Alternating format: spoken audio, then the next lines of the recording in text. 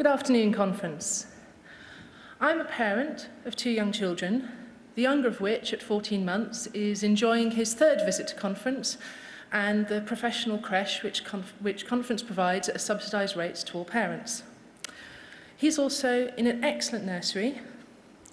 The head member of staff has just graduated with her degree.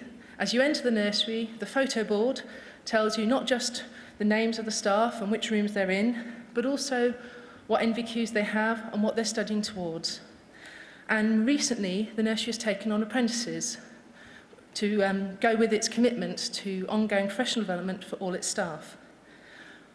This time, my 2nd time around as a parent, I have been particularly impressed by the skills, the observation, the involvement and the advice that professionally qualified nursery and creche staff have been able to give me and the care they've given to my son. But this quality does not come cheap.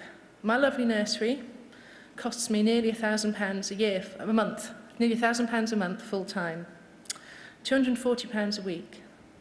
Now, if you're on national minimum wage, working 40 hours a week, you'll get £250 before you're taxed. That doesn't add up if you're the single breadwinner for your family.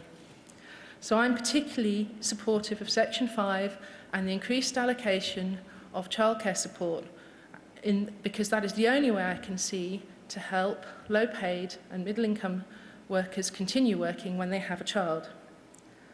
I'm also an OU student part-time, and I recently studied a module on personal finance. It was pretty clear on the long-term lifetime income effects that having children has on women. The women who take time out of the workplace to raise their young children, the better paid, the better qualified women lose the least. The lowest paid and the lowest qualified lose the most because often once they've gone part-time, they never get back to full-time and they never get back on a career path. Meanwhile, men's lifetime income isn't affected by their parental status, and that is another problem that we need to fix. So I'm supporting the motion as a whole, but I want to particularly support the childcare in Section 5.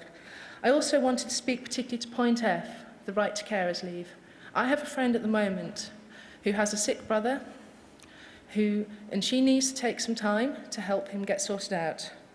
As she's pointed out, she's never taken maternity leave, she's never taken long-term sick leave, but she has no right to say to her employer, look, my family needs me, I need to take 6 months to help them.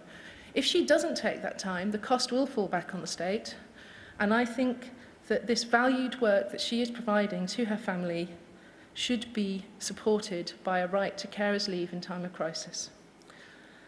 Finally, I wanted to speak briefly in support of Amendment 2.